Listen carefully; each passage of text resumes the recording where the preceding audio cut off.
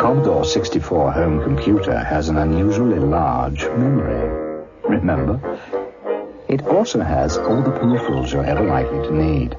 Monitors, plotters, printers, disk drives, and a vast range of software.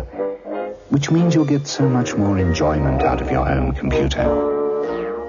The Commodore 64. Remember the enormous memory, but don't forget the peripherals and software.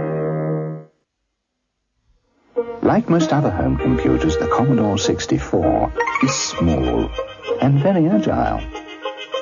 Unlike most other home computers, it has an enormous 64K memory. This means you can use more exciting and advanced software programs and get so much more enjoyment out of your home computer. The Commodore 64. Remember, it costs less than £230, and don't forget, it has the enormous memory. Now we come to the main... In the competitive world of home computers, the Commodore 64 is absolutely unbeatable. With its enormous 64K memory, its printers, plotter, disk drive, monitor, and its vast range of software, we believe the only thing the Commodore 64 doesn't have is any serious competition.